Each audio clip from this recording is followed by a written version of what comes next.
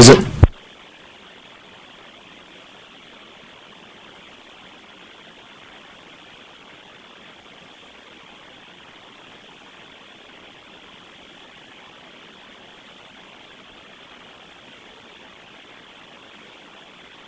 Move we approve the agenda. So we got a motion from Chip Melvin to approve the agenda. Do we have a second? We have a second from Mr. Hill. Aye.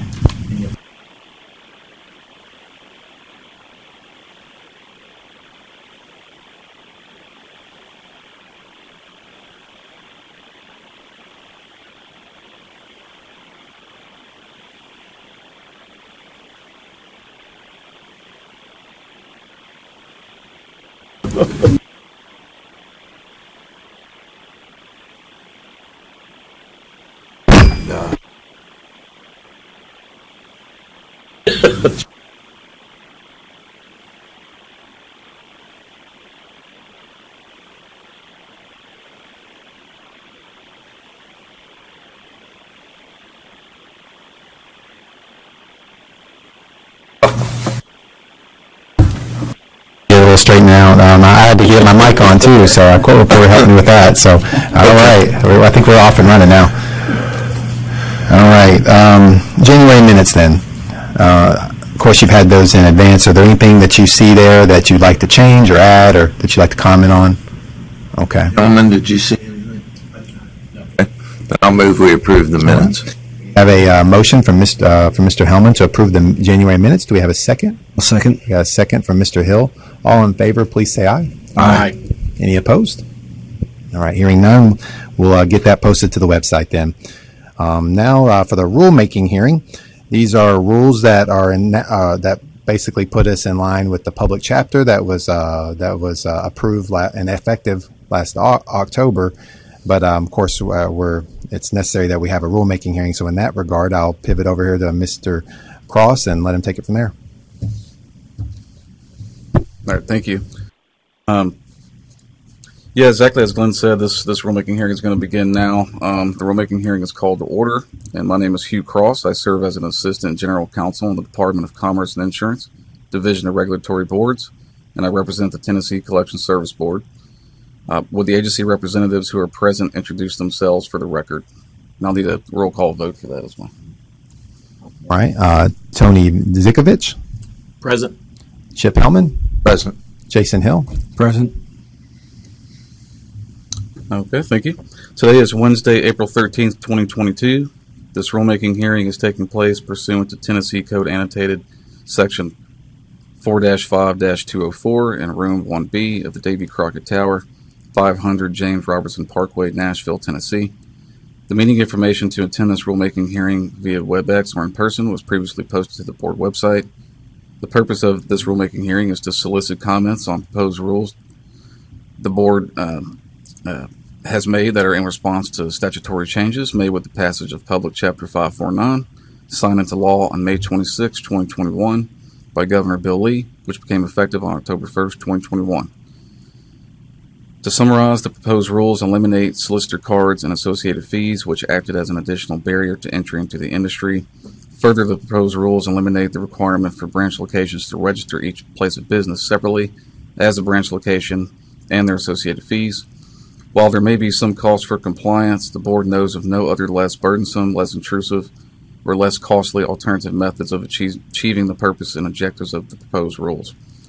Overall, the department anticipates that the changes will result in less barriers to entry to the collection service industry by reducing requirements and associated fees for current and future licensees. A rule is defined as an agency statement of general applicability that implements or prescribes law or policy or describes the procedures or practice requirements of the agency. Proposed rules are filed with the Office of Secretary of State. Notice is given to the public for comment, and a rulemaking hearing is held. Upon conclusion of the hearing and adoption of the proposed rules, the rules are forwarded to the Attorney General's office for review of legality. If approved, they are filed with the Secretary of State, which is responsible for publication, and the Government Operations Committee of the General Assembly. The rules must stay in the Secretary of State's office for 90 days, at the end of which time will be the effective date. The notice of rulemaking hearing included the entire text of the proposed rules and was published on the Tennessee Administrative Register website on November 8th, 2021. This agency will consider all written comments related to the proposed rules. To the extent possible, the agency will provide the opportunity for interested persons or their representatives to present oral comments. I will now summarize the substance of the proposed rules into the record, and I will circle back to taking public comments afterwards. To summarize the substance of the rules, I will now go through the Notice of Rulemaking Hearing, Form 7039, which is the provided red line version of the proposed rules, and I will need to read the rule chapter and the rule title numbers into the record as I go along. Oh, just a note here, the rule changes and all of the answers to the questions for the Government Operations Committee that I'll be stating, you should have a copy of that on your iPads. Okay, all right. Okay. Overall, the proposed rules will amend one chapter and one rule under the chapter. Specifically, the changes are as follows. Chapter number 0320-01, chapter title licensing, will be amended. Under chapter 0320-01, rule number 0320-01-.03, rule title fees, is amended as follows. Rule 0320-01-.03, fees, is amended by deleting the text of the rule and substituting the following so that as amended the rule shall read. Subsection 1, an application for a collection license as a collection service shall be accompanied by a non-refundable fee of $150. Subsection 2, the board shall grant a collection service license to qualified applicants upon receipt of $600, which shall not be prorated for any portion of the year. Subsection 3 has been deleted and redesignated with the following language. Application for renewal of a collection service license shall be accompanied by a fee of $350. Subsection 5 will be deleted. Subsection 6 will be deleted. Subsection 7 will be redesignated as subsection 4, and it will read, all licensees shall be subject to late renewal for a period of 60 days following their expiration date by payment of the prescribed fee plus a penalty of $100. Now that I have discussed the substance of the rules, I will move on to public comments. I will first proceed with any comments received in advance, then proceed to gather any public comments made by those members of the public attending in person or remotely. And I have received 0 comments in advance of the proposed rules. Mr. Kopchak, have you received any further comments in advance? I did not. Okay. Is there any member of the public present attending in person who would like to offer verbal comments? Seeing there is no member of the public present, I will move on to those attending remotely. Are there any members of the public attending remotely who would like to make a comment?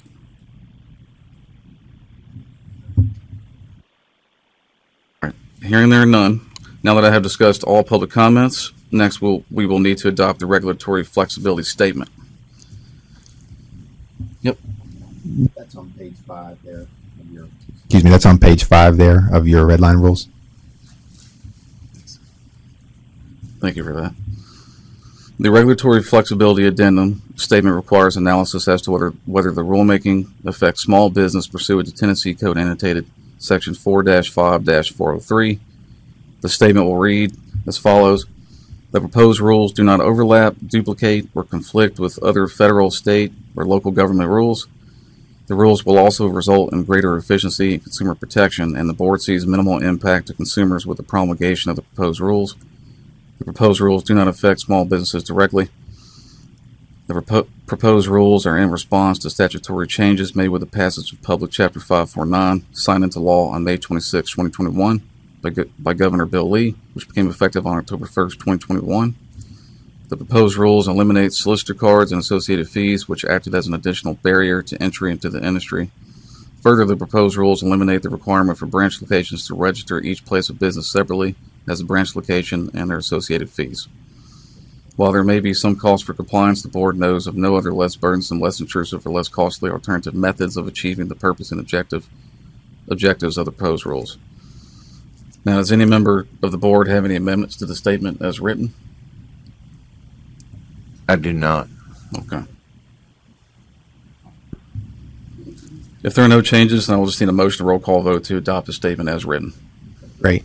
If that is the statement that the board like to have filed, we'll just need a motion in that regard. Do we have a motion to adopt the regulatory flexibility addendum as read?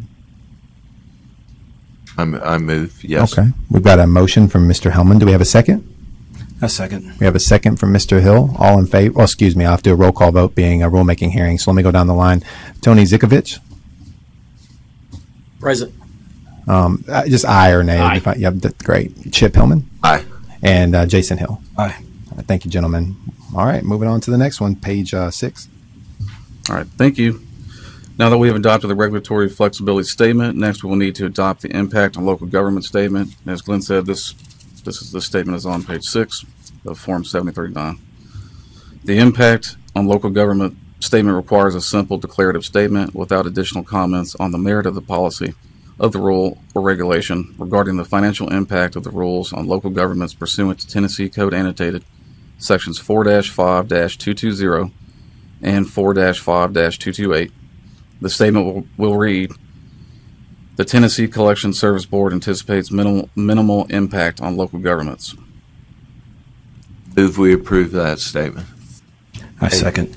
We have a motion from Mr. Hellman, a second from Mr. Zikovich for roll call vote. Tony Zikovich. We got I guess Chip Hellman then, Aye. and then Jason Hill. Aye. All right, thank you very much. All right, thank you. Now that we have adopted the impact on local government statement, next we need to adopt answers to questions required by the Joint Government Operations Committee, and that's going to be on page 7, starting on page 7 of your Form 7039. The answers to the Joint Government Operations Committee are to a series of questions, which I will read now. The first question requires a brief summary of the rule inscription, which will read as follows. The proposed rules were approved by the board on October 13, 2021, and they are in response to statutory changes made with the passage of Public Chapter 549, signed into law on May 26, 2021 by Governor Bill Lee, which became effective on October 1, 2021. The proposed rules eliminate solicitor cards and associated fees, which acted as an additional barrier to entry into the industry. Further, the proposed rules eliminate the requirement for branch locations to register each place of business separately as a branch location and associated fees.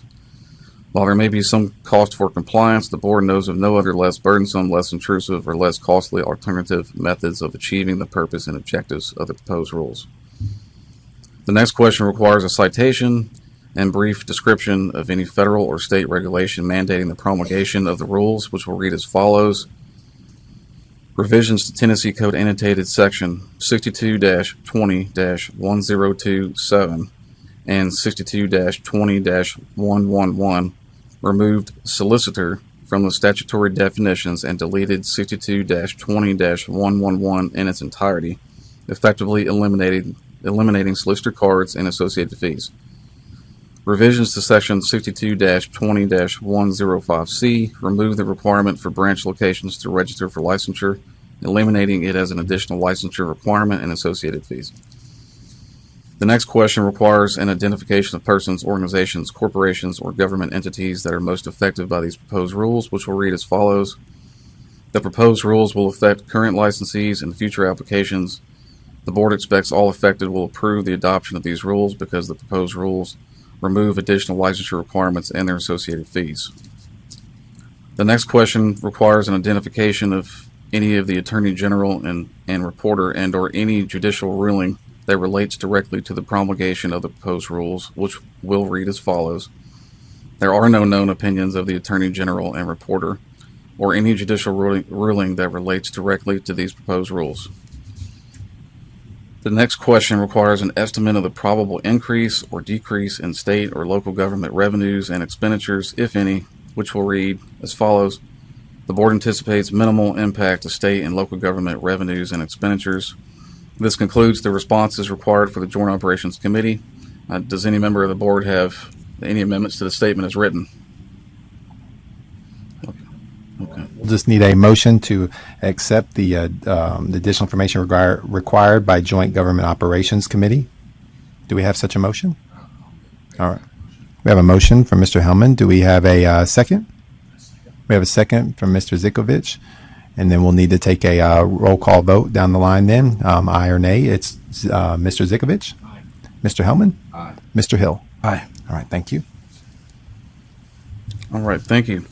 Following this rulemaking hearing, these rules will be put on the rulemaking filing form and submitted to the Governor's office and to the Attorney General's office for review and approval. Once the Attorney General's signature is obtained, these rules will be filed with the Secretary of State and will become effective 90 days from the date of filing. This concludes the rulemaking hearing. Thank you. Thank you. We'll pause for just a second and allow our court reporter to be dismissed. And thank you for your participation. We appreciate it. All right, I think we're ready then to pivot to the what's remaining of our agenda, which is the director's report. This is pretty brief. We just have a one item, but then sort of a housekeeping item too. So we'll just start with the budget report. That's informational purposes only, but of course, always want to take a look at the overall fiscal health of our board as we go through. Let me get there. So that would be document number 4. Okay. At our last meeting, we covered all the months this fiscal year through November. So today we look primarily at December through February. I noticed that we took a dip in revenues for February and took on a spike in legal costs for January. Legal worked on the red line rules, for which we just went over today in January in preparation for our rulemaking hearing today, hence the added expenses there. As for the dip in revenue, I don't find that particularly abnormal given we have seen a steady decline in licensing numbers due to many licensees taking advantage of the exemptions that are already in existence or from placing their several locations under one license and closing the rest. For example, just to sort of illustrate that, I pulled some numbers just to make a comparative to draw that out. For example, we had 861 licenses just 2 years ago. And you got to realize our renewal cycles are 2 years. So that kind of gives you an idea. So 861 licenses, we now have 744. So that's nearly 41,000 in renewal revenue compounded over time because it's not just not renewing once, they're not renewing every single renewal period. So that you've got a compounded effect there as well. And so compounded over time, that's not coming into our operational budget. As per the public chapter in the rules as well, we're no longer getting revenue from solicitor cards either. So it's still kind of early in the game to know if that's going to level off or not, but we're watching it. But I didn't see anything in the budget that tells me that there's anything outside of our purview or control that we can handle, right, or that we need to that needs to be addressed at this moment. Of course, we're going to continue. And if we get to a point where, we need to make some adjustments, then we'll do that.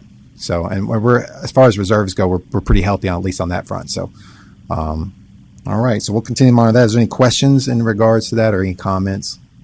Okay. Pretty straightforward stuff on that front. Then if we could, let's just talk about the October meeting date. We'll need to change that. It looks like NACARA is having their conference and Nashville's hosting it. So it'll be just down the street and we don't want to conflict with that, or, we might want to make sure all of our members have an opportunity to attend that should they be available. And right now we've got Mr. Hellman slated to be one of the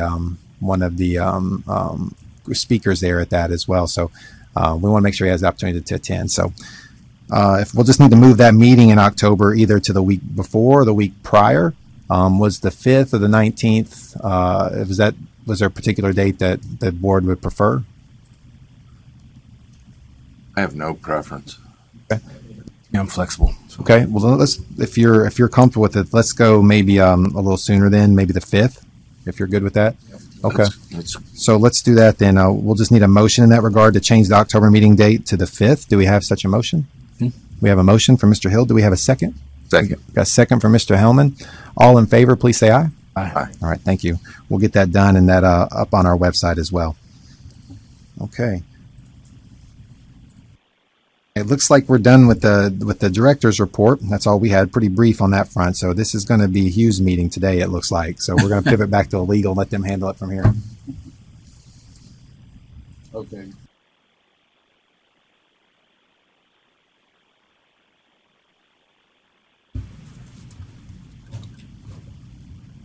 I only had really questions about one, And it was number 8. Yes, sir. You reread it. Sure. Okay. But I understand the question I had.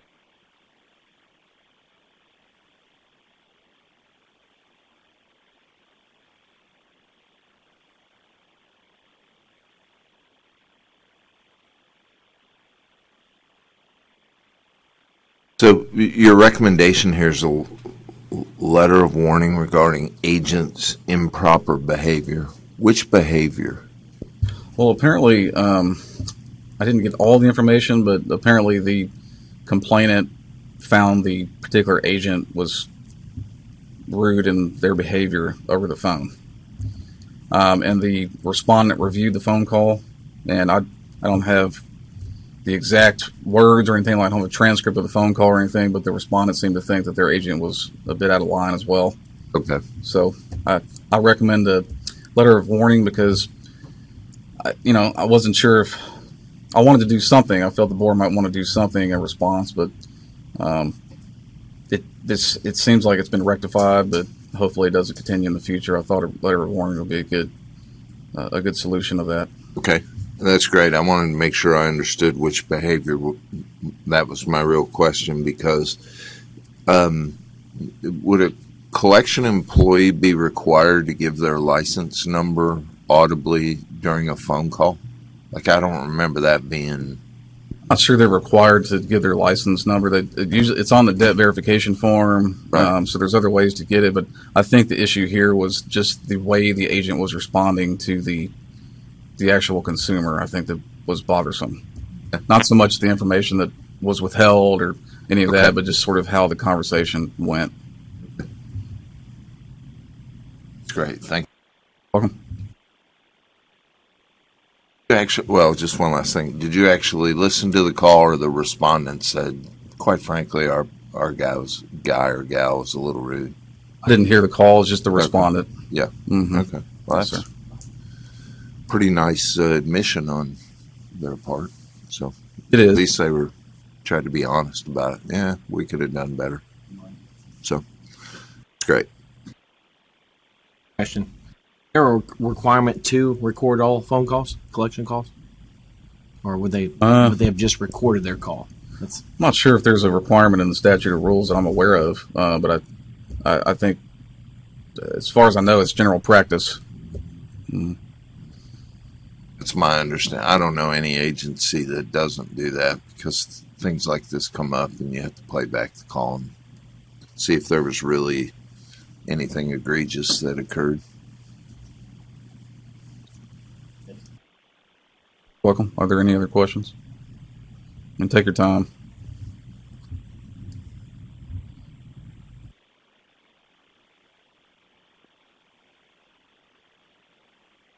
Essentially closed. Everything else is closure. Mm-hmm. And I've said before, there's complaints that are sent to legal that I review, and if I can, if they're outside jurisdiction or something like that, something the board's given prior approval for, then they're closed administratively. So it tends to knock the complaint number that shows up on the actual legal report down. Right. And keep in mind, just as by way of a reminder, we have that agreed citation schedule as well that handles a lot of that as they come in. Yeah, it's good. I've said it before. I'll say it one more time. I really like the way we're doing this. I've been in these meetings before where it almost seems like the legal team, the attorneys, trying to justify the existence by putting 30 or 40 cases on there. And I'm glad you're handling those things. So I have no further questions. In that case, what we've done before is just we'll have Hugh read each into the record, the number and the recommendation, and then just in one motion at the end, since we don't have any changes, we'll take it then if that's fine with the board.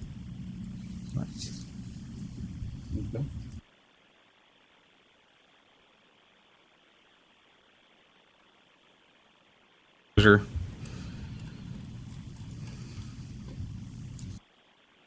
Case number 2, 2021-080361. Recommendation is closure.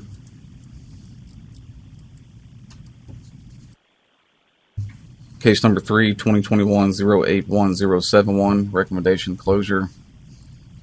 Case number 4, 2022-000-821, recommendation closure. Case number 5, 2022-004961, recommendation closure. Case number 6, 2022-005801, recommendation closure. Case number 7, 2022-006971, recommendation closure. Case number 8, 2022-009461, recommendation letter of warning regarding agents' improper behavior. Case number 9, 2022-012031, recommendation is closure. If we approve the legal report. All right, thank you, sir. We got a motion from Mr. Hellman. Do we have a second? A second. We got a second from Mr. Hill. All in favor, please say aye. Aye. All right, thank you. That takes us down to, well, first of all, Hugh, did you have anything else you wanted to add? I do not have anything else to add. Thank you. All right, thank you, sir. Appreciate your work on that on the front end to make this go so smooth. Absolutely. All right, well, looks like we're ready for the new business then. Do we have any new business that the board would like to discuss or bring to our attention? All right. Hearing none, then we'll move on to adjournment. Do we have a motion to adjourn? We got a motion from Mr. Hill to adjourn. Do we have a second? I second. Got a second from Mr. Zikovich. All in favor, please say aye. Aye. All right. Thank you. We are adjourned.